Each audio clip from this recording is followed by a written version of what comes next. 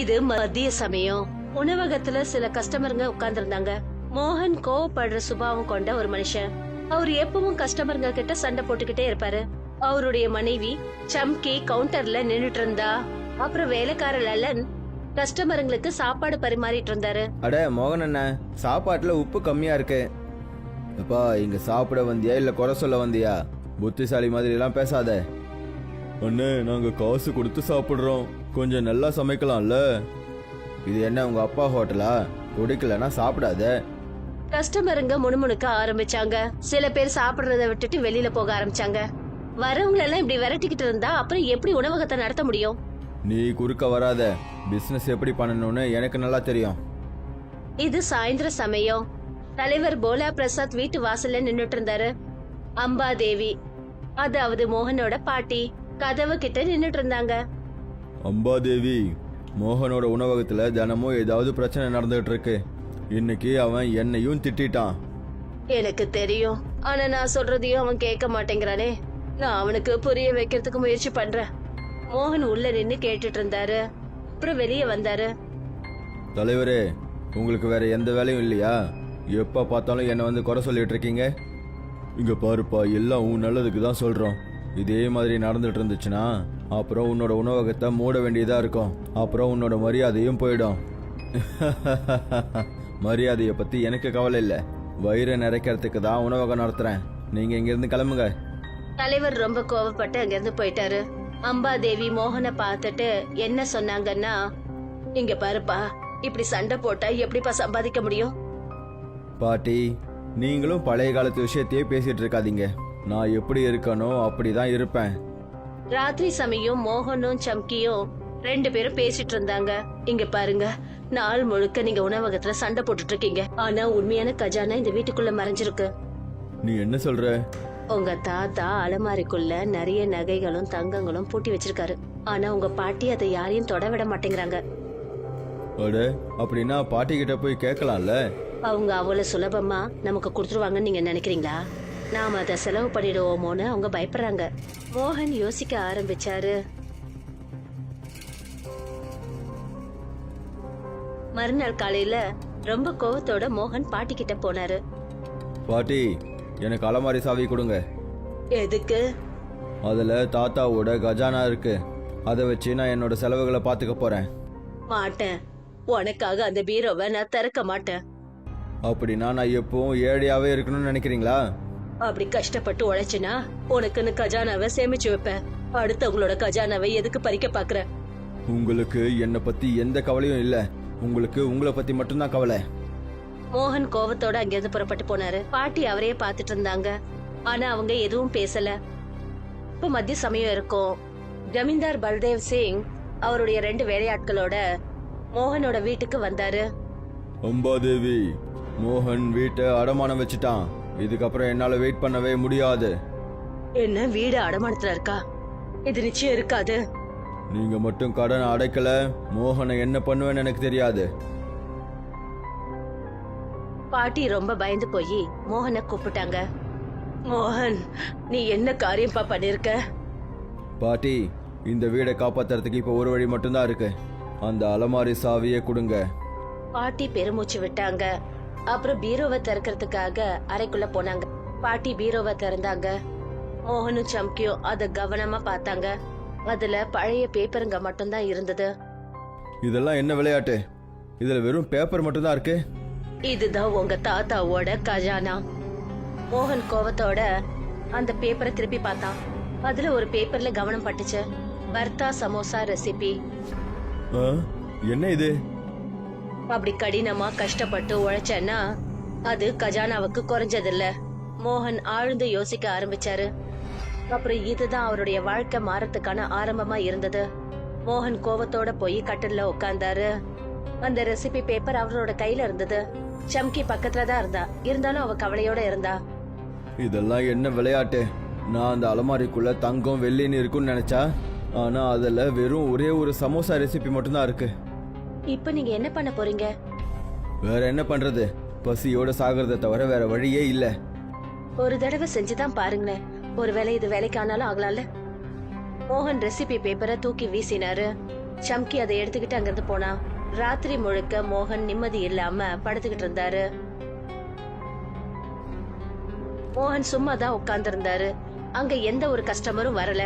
அவர் பசியோட வேதனையில அந்த ரெசிபியை எடுத்து படிக்க ஆரம்பிச்சாரு. இது ஒரு கஜானாவுக்கு குறைவானது இல்லைன்னு பாட்டி சொன்னாங்க. சரி, ஒரு தடவை முயற்சி பண்ணி பார்க்கலாம். அவர் எழுந்து அந்த டாபாக்குள்ளர போனாரு. அப்புறம் கத்திரிக்காய் பர்த்தா பண்ணாரு.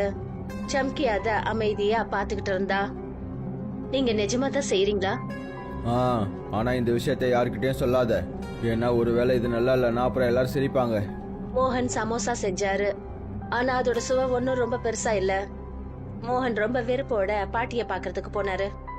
பாட்டி, நீங்க தானே சொன்னீங்க இந்த ரெசிபி ஒரு கஜானாவுக்கு குறைவானது இல்லைன்னு.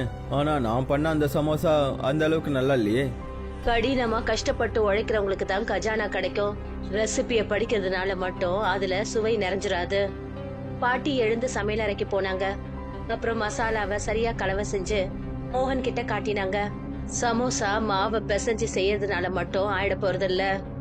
இது சுவை அப்புறம் கடின உழைப்போட அடையாளம். அப்படின்னா நான் மறுபடியும் செய்யணுமா? கண்டிப்பா. ஆனா இந்த முறை மனசார அதை செய். மோகன் மறுபடியும் அந்த சமோசாவை செஞ்சாரு. ஆனா இந்த தடவை சுவை ரொம்ப அற்புதமா இருந்தது. மோகன் முதல் முறையா தன்னோட கஸ்டமர்களுக்கு புது சமோசாவை பரிமாறினாரு. அடடா, இந்த சமோசா அற்புதமா இருக்கே. இதுல உருளைக்கிழங்கே இல்ல. வாவ், இந்த மாதிரி சமோசாவை நான் சாப்பிட்டதே கிடையாது. மெல்ல மெல்ல கிராமத்துல வறுத்த சமோசாவை பத்தி பேச ஆரம்பிச்சாங்க. மோகன் கட்டில்ல உட்காந்துக்கிட்டு ஏதோ யோசிச்சுட்டு இருந்தாரு. அப்ப பாட்டி பக்கத்துல வந்தாங்க. இப்போவாவது புரியுதா உண்மையான கஜானானா என்னதுன்னு? ஆமா பாட்டி, உழைப்பை விட பெரிய கஜானா வேற எதுவும் இல்ல. என்னோட தப்ப நான் கண்டிப்பா திருத்திக்குவேன். பாட்டி ரொம்ப பெருமையோட மோகனை பார்த்தாங்க. மோகன் இப்ப முழு மனசோட மறுபடியும் தன்னுடைய டாபாவை நிறுத்தணும்னு முடிவு பண்ணாரு. சில நாட்கள்ல அந்த டாபா முன்ன விட நல்ல பிரபலமாயிடுச்சு. பழைய மர டேபிள் சேர் இருந்த இடத்துல சுத்தமான டேபிள் சேர் வந்தது. மோகன் கவுண்டர்ல நின்னுட்டு இருந்தாரு. அப்புறம் சம்கி ஆர்டர் எடுத்துட்டு இருந்தா. அட மோகன், இந்த பர்த்தா சமோசா ரொம்ப நல்லா இருக்கு. ஜனங்க இதை சாப்பிடுறதுக்கு ரொம்ப தூரத்துல இருந்தெல்லாம் வராங்க. அண்ணே, இப்போ உங்க சமோசாவை பத்தி நம்ம ஏரியால எல்லாருக்கும் தெரிஞ்சிடுச்சு. அந்த நேரத்துல தான் கிராமத்து ஜமீன்தார் பல்தேவ் சிங் அங்க வந்தாரு. அவரை பார்த்துட்டு அமைதியானாங்க. என்ன மோகன், இப்போலாம் உன்னோட தாபா ரொம்ப ஃபேமஸ் ஆயிடுச்சு போல. ஆமா முதலாளி, அதுக்கு நான் உழைச்சிருக்கனே. சரி, எனக்கும் ஒரு சமோசா கொண்டு வா.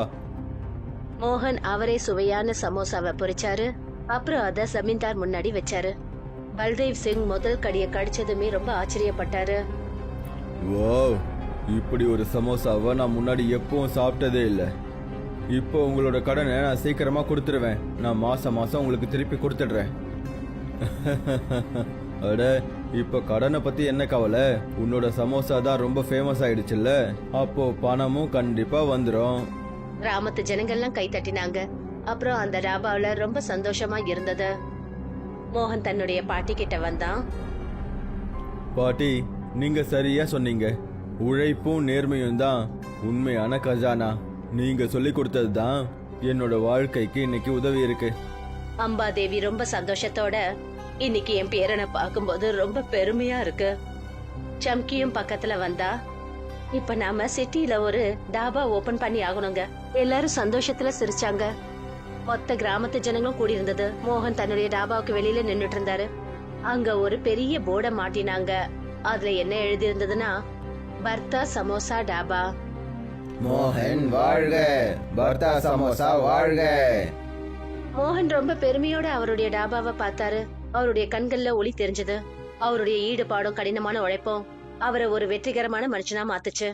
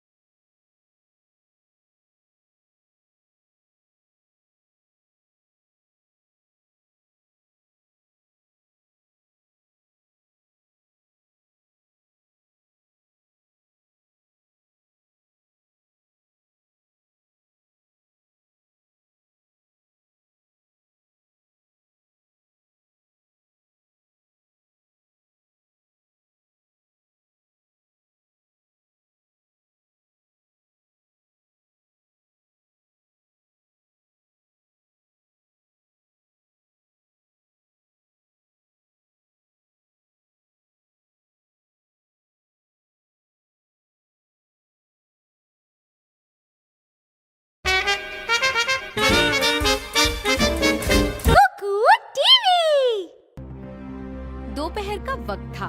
ढाबे में कुछ ग्राहक बैठे थे। मोहन गुस्सैल बर्ताव का आदमी था, जो हमेशा ग्राहकों से झगड़ता रहता था। उसकी बीवी चमकी काउंटर के पीछे खड़ी थी और नौकर लल्लन ग्राहकों को खाना परोस रहा था। अरे मोहन भाई, दाल में नमक कम लग रहा है। अरे यहाँ खाना खाने आए हो या जांच करने? ज्यादा होशियारी मत दिखाओ। भाई पैसे देकर खाना खा रहे हैं, थोड़ा ठीक से बना दिया करो। तेरे बाप का होटल है क्या? नहीं पसंद है तो मत खाना। ग्राहकों में हलचल मच जाती है। कुछ लोग खाना छोड़कर जाने लगते हैं। ऐसे सबको भगाते रहोगे तो ढाबा कब तक चलेगा? तू बीच में मत पड़, मैं जानता हूँ कि धंधा कैसे करते हैं। शाम का वक्त था। मुखिया भोला प्रसाद घर के बाहर खड़े थे। अम्बा देवी, जो कि मोहन की दादी थी, दरवाजे पर खड़ी थी। अम्बा देवी, मोहन के ढाबे पर रोज झगड़े होते रहते हैं। आज तो उसने मुझे भी डांट दिया। जानती हूँ, मगर वो मेरी बात भी नहीं मानता। मैं उसे समझाने की कोशिश करूँगी। मोहन अंदर से सुन रहा होता है और बाहर आ जाता है। मुखिया जी, आपको कोई दूसरा काम नहीं बचा क्या? हर बार मेरी शिकायत लेकर चले आते हो। मैं तो तुम्हारे भले के लिए कह रहा हूँ। अगर ऐसे ही चलता रहा ना, तो तेरा ढाबा भी बंद हो जाएगा और इज्जत भी चली जाएगी। इज्जत की परवाह मुझे नहीं है। पेट भरने के लिए मेरा ढाबा चला रहा हूँ। अब जाइए यहाँ से। मुखिया जी गुस्से में चले जाते हैं। अम्बा देवी मोहन की ओर देखती है और कहती है, बेटा, जबान से कमाओगे या झगड़े से? दादी, आप भी वही पुराने बातें लेकर बैठ गई। मैं जैसा हूँ वैसा ही रहूंगा। रात के वक्त मोहन और चमकी चारपाई पर बैठे थे। सुनिए, अब दिन भर ढाबे में लड़ते रहते हैं, लेकिन असली खजाना तो इस घर में छुपा हुआ है। क्या मतलब? आपके दादाजी ने तिजोरी में बहुत सारा सोना चांदी रखा था। दादी उसे किसी को हाथ तक नहीं लगाने देती हैं। अरे तो फिर दादी से मांगते क्यों नहीं? क्या आपको लगता है कि वो इतनी आसानी से दे देंगी? उन्हें लगता है कि हम खर्च कर देंगे। मोहन सोच में पड़ जाता है। अगली सुबह मोहन गुस्से में दादी के पास पहुंचता है। दादी, मुझे तिजोरी की चाबी दो। क्यों? उसमें दादाजी का खजाना रखा है, जिससे मैं अपनी होटल चला सकता हूँ। नहीं, वो तिजोरी तुम्हारे लिए नहीं खुल सकती। तो क्या मैं हमेशा गरीबी में मरता रहूं? अगर मेहनत करोगे तो खुद का खजाना बना लोगे। दूसरों का खजाना क्यों लेना चाहते हो? आपको तो मेरी कोई परवाह नहीं है, बस खुद के लिए बचा कर रखा है। मोहन गुस्से में चला जाता है। दादी उसे देखती रहती है, लेकिन कुछ नहीं कहती। दोपहर का वक्त था। जमींदार बलदेव सिंह अपने 2 कारिंदों के साथ मोहन के घर पर आता है। अम्बा देवी, मोहन ने घर गिरवी रख दिया है। अब मैं और इंतजार नहीं करूंगा। घर गिरवी? ये नहीं हो सकता। अगर कर्ज नहीं चुकाया तो मैं मोहन को देख लूंगा। दादी घबराकर मोहन को बुलाती है। मोहन, ये क्या कर दिया तूने? दादी, इस घर को बचाने का सिर्फ एक ही तरीका है, तिजोरी की चाबी दे दो। दादी गहरी सांस लेती हैं और तिजोरी खोलने के लिए कमरे में जाती हैं। दादी तिजोरी खोलती हैं। मोहन और चमकी ध्यान से देखते हैं। अंदर सिर्फ पुराने कागजात होते हैं। ये क्या मजाक है? इसमें तो सिर्फ कागज है। यही तुम्हारे दादाजी का खजाना है। मोहन गुस्से में कागजों को पलटता है और एक कागज पर नजर पड़ती है। भरता समोसा रेसिपी। हाँ? ये क्या है? अगर मेहनत और ईमानदारी से काम किया तो ये किसी भी खजाने से कम नहीं है। मोहन गहरी सोच में पड़ जाता है और यहीं से उसकी जिंदगी बदलने की शुरुआत होती है। मोहन गुस्से में चारपाई पर बैठ जाता है। रेसिपी का कागज उसके हाथ में था। चमकी पास थी, लेकिन वो भी परेशान थी। ये क्या मजाक है? मैंने तो आपसे सोने चांदी की उम्मीद की थी, लेकिन इसमें सिर्फ एक समोसे की रेसिपी निकली। तो अब क्या करोगे? और क्या करूं? भूखे मरने के अलावा कोई रास्ता नहीं है। एक बार बनाकर देख लो, शायद ये सच में काम करे। मोहन रेसिपी का कागज फेंक देता है। चमकी उठकर चली जाती है। रात भर मोहन बेचैनी से करवटें बदलता रहता है। मोहन खाली बैठे हुए था, कोई ग्राहक नहीं आ रहा था। वो भूख से परेशान होकर रेसिपी को उठाकर पढ़ता है। अगर दादी कह रही थी कि ये खजाने से कम नहीं, तो एक बार आजमा ही लेता हूँ। वो उठकर ढाबे के अंदर जाता है और बैंगन का भरता बनाने लगता है। चमकी उसे चुपचाप देख रही होती है। तुम सच में बना रहे हो? हाँ, लेकिन ये बात किसी से कहना मत, क्योंकि अगर किसी को पता चला तो सब हंसेंगे। मोहन ने समोसे बनाए, लेकिन उनका स्वाद कुछ खास नहीं था। मोहन निराश होकर दादी के पास जाता है। दादी, आप कहती थी कि ये रेसिपी किसी खजाने से कम नहीं, लेकिन मेरे समोसे तो लजीज नहीं बने। खजाना मेहनत करने वालों को ही मिलता है, सिर्फ रेसिपी पढ़ने से कोई लिज्जत नहीं आ जाती। दादी उठकर रसोई में जाती है और मसालों का सही मिश्रण बनाकर मोहन को दिखाती है। समोसा केवल मैदे और आलू का खेल नहीं होता, ये स्वाद और मेहनत की पहचान होती है। तो अब मुझे फिर से बनाना होगा? बिल्कुल, लेकिन इस बार दिल से बनाना। मोहन दोबारा समोसे बनाता है और इस बार स्वाद लाजवाब आता है। मोहन पहली बार अपने ग्राहकों को नए समोसे परोसता है। अरे, ये समोसा तो लजीज है, इसमें आलू नहीं है। वाह, ऐसा समोसा तो कभी खाया ही नहीं। धीरे धीरे गांव में भरता समोसे की चर्चा होने लगती है। मोहन अपनी चारपाई पर बैठा कुछ सोच रहा था। दादी पास आती हैं। अब समझ आया कि असली खजाना क्या होता है। हाँ दादी, मेहनत से बड़ा कोई खजाना नहीं। अब मैं हकीकत में अपनी गलती सुधारूंगा। दादी गर्व से मोहन को देखती हैं।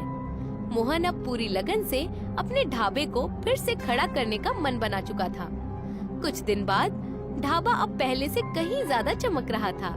लकड़ी की पुरानी बेंचों की जगह साफ सुथरी टेबल आ गई थी। मोहन काउंटर पर खड़ा था और चमकी ऑर्डर संभाल रही थी।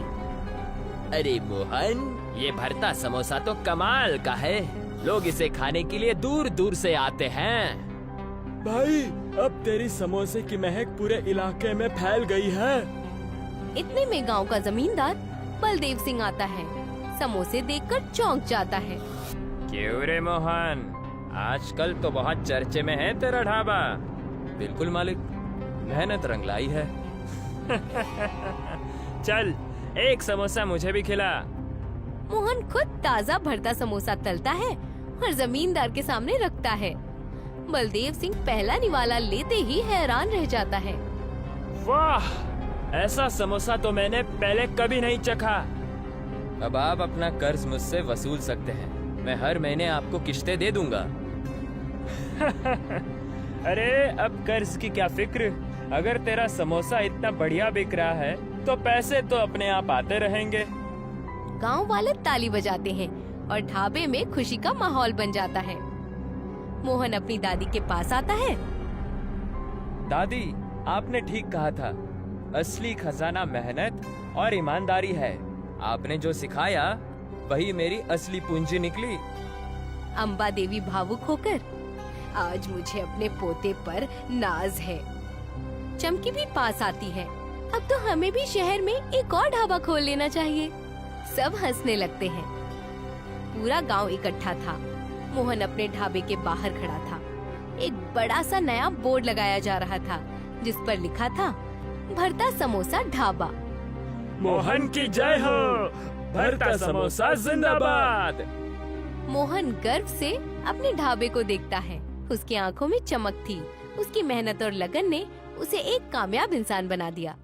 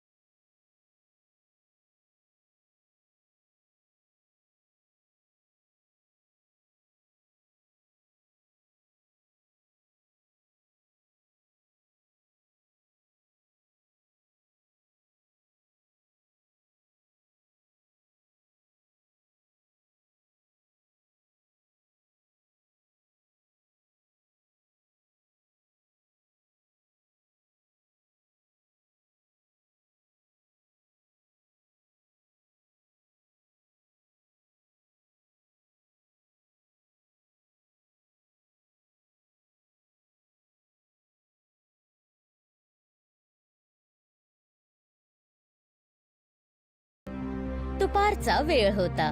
ढाब्यामध्ये काही ग्राहक बसलेले होते. मोहन रागिष्ट स्वभावाचा माणूस होता, जो फक्त ग्राहकांची भांडतच राहायचा. त्याची बायको चमकी काउंटरच्या माग उभी होती आणि नौकर लल्लन ग्राहकांना जेवण वाढत होता. अरे मोहन भाऊ, डाळीमध्ये मीठ कमी आहे.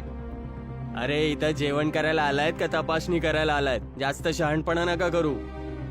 भाऊ पैसे देऊन जेवण करतोय, थोडं नीट बनवत जा ना. तुझ्या बापाचं हॉटेल आहे का? नाही आवडत तर नको खाऊस. ग्राहकांमध्ये हलचल मचते. काही लोक जेवण सोडून जायला लागतात. असं सगळ्यांना इथून पळून लावून द्याल तर ढाबा कितपर्यंत चालेल? तू मध्ये नको पडूस. मला माहितीये की बिझनेस कसा करायचा. संध्याकाळचा वेळ होता. मुखिया भोला प्रसाद घराच्या बाहेर उभा होता. अंबा देवी, जी मोहनची आजी होती, ती दरवाज्यावर उभी होती. अंबादेवी, मोहनच्या ढाब्यावरती रोज भांडणं होत असतात. आज तर तो माझ्यावरही रागवलाय. माहित आहे, पण तो माझं पण नाही ऐकत.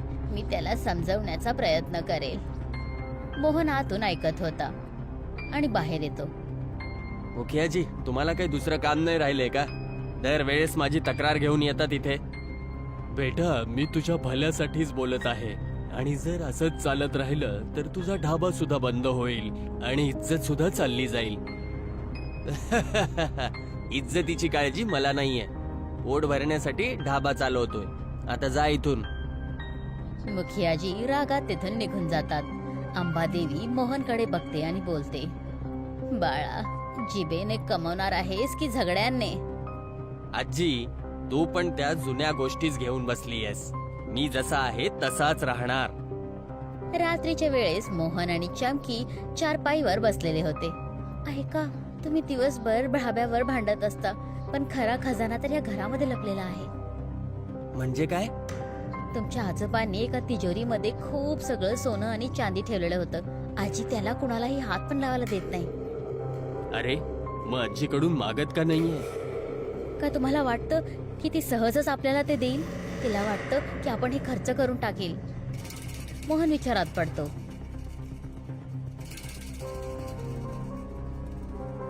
दुसऱ्या दिवस सकाळी मोहन रागात आजीकडे पोचतो. आजी, मला ती तिजोरीची चावी दे. का?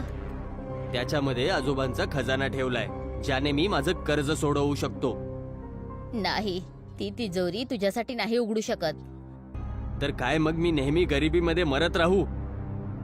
जर मेहनत कराल तर स्वतःचा खजाना बनवशील. दुसऱ्याचा खजाना का हवाय तुम्हाला? तुला तर माझी काही काळजीच नाहीये. फक्त सगळं स्वतःसाठी वाचवून ठेवलंय. मोहन रागात तिथून निघून जातो. आजी त्याला बघत राहते, पण काहीच बोलत नाही. दुपारचा वेळ होता. जमीनदार बलदेव सिंग आपल्या 2 कारिंद्यांबरोबर मोहनच्या घरी येतो. अंबादेवी, मोहनने हे घर तारण ठेवलंय. आता मी जास्त वाट बघणार नाहीये. घर गिरवी? हे नाही होऊ शकत. जर कर्ज नाही चुकवलं तर मी मोहनला बघून घेईल. आजी घाबरते आणि मोहनला बोलवते. मोहन, हे काय केलास रे तू? आजी, या घराला वाचवायचा आता एकच रस्ता आहे.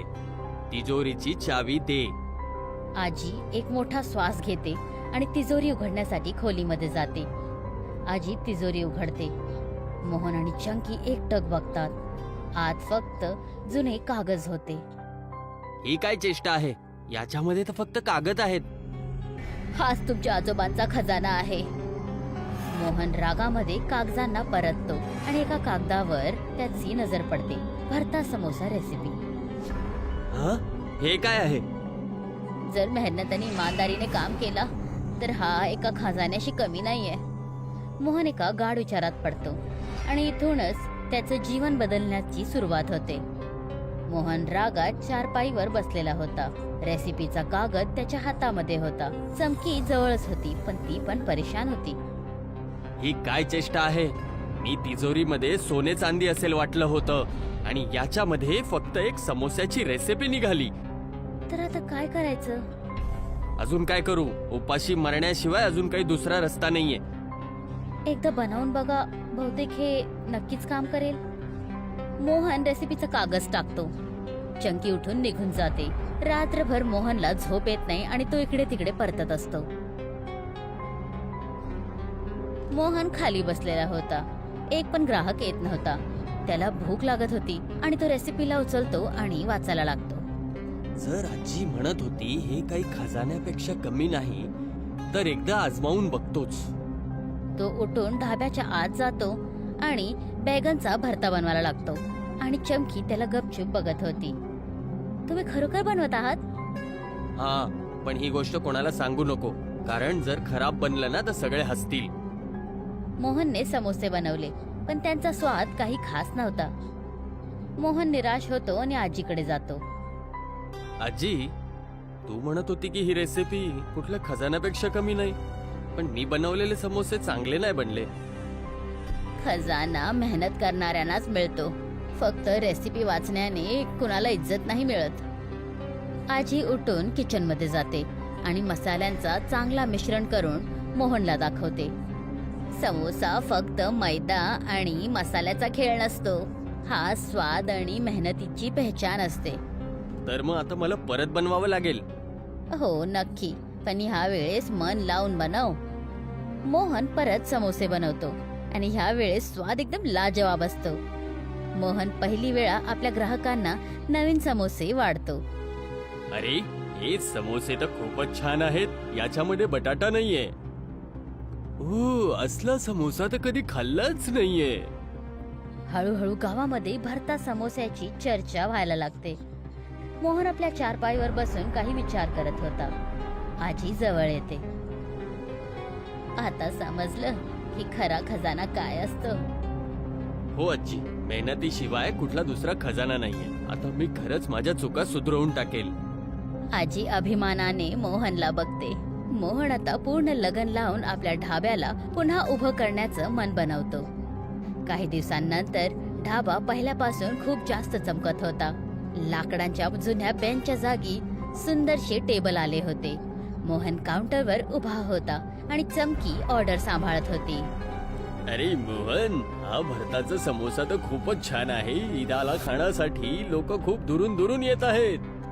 भाऊ, आता तुझ्या समोस्याचा सुगंध तर पूर्ण इलाक्यामध्ये गेलेला आहे. इतक्यात गावाचा जमीनदार बलदेव सिंग येतो. सगळेजण त्याला बघून गपचूप राहतात. काय रे मोहन, आजकाल खूप चर्चेमध्ये आहे तुझा ढाबा. बिलकुल मालक, मेहनत रंगात आली. चल, एक समोसा मला पण खाऊ घाल.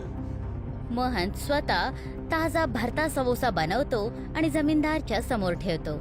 बलदेव सिंग पहिला घास खातो आणि अचंबित राहतो. वाह, असा समोसा तर मी कधी आधी खाल्लाच नाहीये. आता तुम्ही कर्ज माझ्याकडून वसूल करू शकता. मी दर महिन्याला तुम्हाला पैसे देईल. अरे, आता कर्जाची काय चिंता.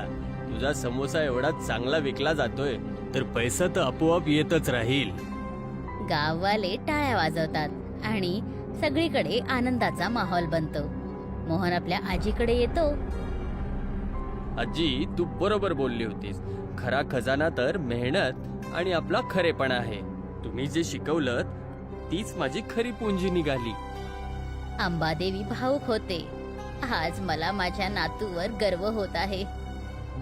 चमकी पण जवळ येते. आता तर आपल्याला पण शहरमध्ये आणखीन एक ढाबा उघडायला हवा. सगळेजण हसायला लागतात. पूर्ण गाव एकत्रित होतं. मोहन आपल्या ढाब्याच्या बाहेर उभा होता.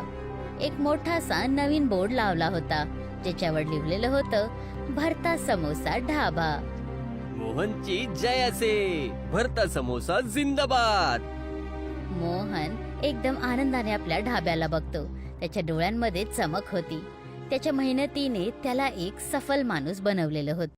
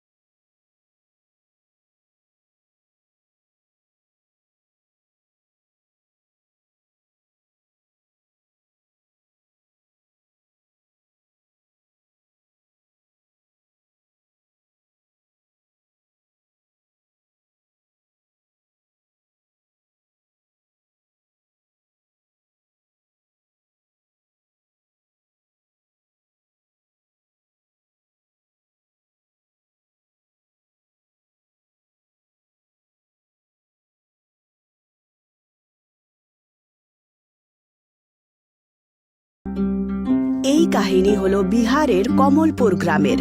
শ্রদ্ধা ও সংস্কৃতিতে ভরপুর এই গ্রামে আমিষ খাবার খাওয়া কঠোরভাবে নিষিদ্ধ।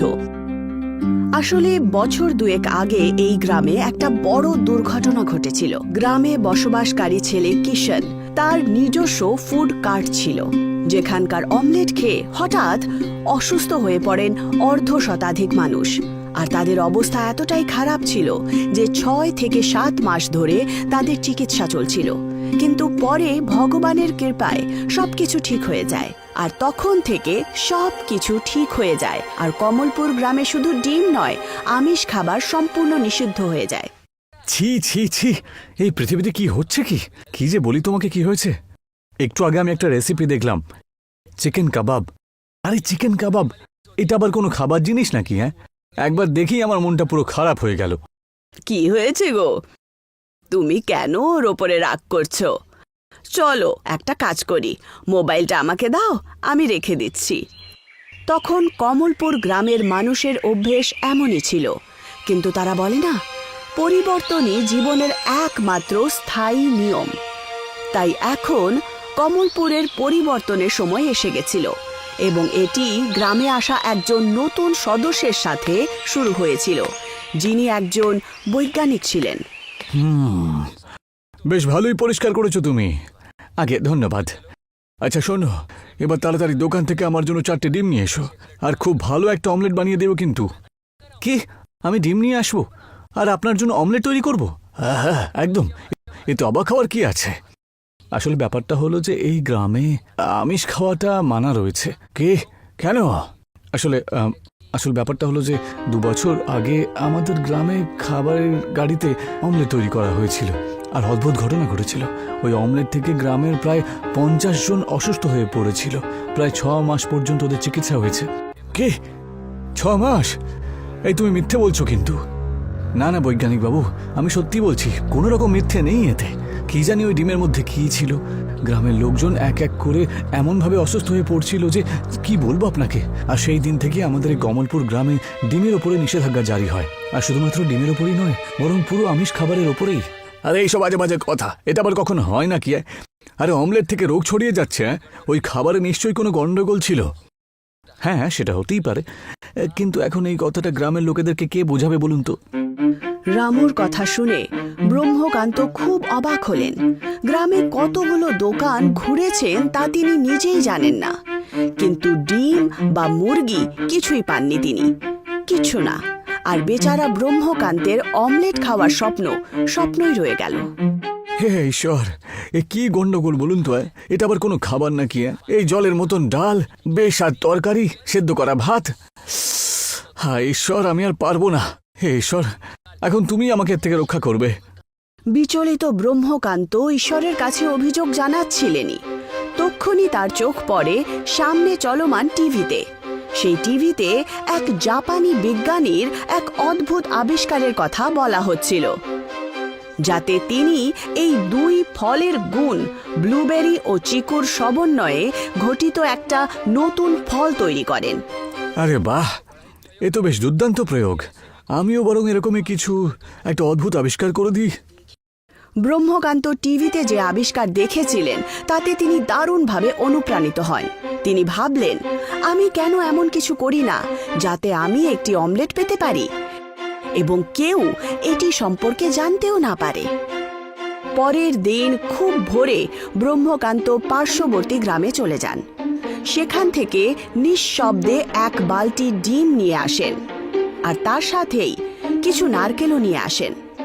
চলো, শেষমেশ সমস্ত জিনিস নিয়ে নিয়েছি, এবার আমার কাজে লেগে পড়তে হবে। ব্রহ্মকান্ত তার অভিনব আবিষ্কারের সূচনা করেন। তিনি তার ল্যাবে ডিম এবং নারকেলের নির্যাস একসাথে মিশ্রিত করেন এবং সেই মিশ্রিত নির্যাসটি একটি খালি নারকেলে ঢেলে দেন। তারপর সেই নারকেল মাটিতে বপন করেন, আর এখন উনি অপেক্ষা করছিলেন পরিণামের। বেশ কয়েক মাসের ব্যাপার, তারপর দেখো সমস্ত গ্রামবাসীর অবাক হয়ে যাবে। আমার পৃথিবীতে অনেক নামও হবে, আর এক ঝটকায় সবকিছু নতুন অমলেট খাওয়ার সুযোগ পেয়ে যাবে। বাহ, সর্বোপরি ব্রহ্মকান্ত তার আবিষ্কারে খুব খুশি হয়ে গেছিলেন। তিনি নিশ্চিত ছিলেন যে এই অনন্য পরীক্ষাটি সফল হতেই চলেছে। দিনে দিনে নারকেল গাছ বড় হতে লাগলো, আর তাই বাড়তে লাগলো। ব্রহ্মকান্তের আশাও আস্তে আস্তে বেড়ে যায়। গ্রামে আস্তে আস্তে ফিস আর গুজব ছড়াতে শুরু করে দেয়। কি হয়েছে রামু, কি হয়েছে? আরে কি আর বলি কিষাণ দাদা, সবকিছু ঠিকঠাকই রয়েছে, চাষবাসও বেশ ভালোই চলছে। আর তার সাথে যে নতুন বৈজ্ঞানিক এসেছেন না, ওনার বাড়ি সামলানোর একটা কাজ পেয়েছি, ওনার সাহায্যেই সবকিছু চলে যাচ্ছে। যাক, এ তো বেশ ভালো ব্যাপার। এর থেকে তো তোমার বেশ ভালো রোজগারও হচ্ছে এখন। হ্যাঁ, সেটা তুমি বলতেই পারো। আচ্ছা, একটা কথা জিজ্ঞাসা করার ছিল তোমাকে। হ্যাঁ হ্যাঁ, বলুন না। শুনেছি যে তোমার ওই বৈজ্ঞানিক সাহেব নাকি কোনো বড় অদ্ভুত কিছু একটা আবিষ্কার করছেন। কি আর বলি এখন তোমায়, কিছু একটা করছেন ঠিকই, সারাদিন শুধুমাত্র ওই ওনার প্রয়োগশালাতে পড়েই থাকেন, আর কখনো কখনো বাগানে ঘুরে বেড়ান। কিছু একটা করছেন বই কেউ নেই, কিন্তু আমি কিছুই বুঝতে পারি না। এইসব পড়াশোনার লোকজনের মাথায় কত কিছু যে চলে কে জানে। তা তুমি ঠিকই বলেছ। ব্রহ্মকান্তের প্রত্যাখ্যান নিয়ে অনেক কথা হচ্ছিল, কিন্তু সেসব বিষয়ে প্রশংসা কম ছিল, আর ব্রহ্মকান্তের বুদ্ধি নিয়ে বেশি প্রশ্ন উঠছিল। আর হবে নাই বা কেন? অমলেট খাওয়ার জন্য কে নারকেল গাছ বপন করে?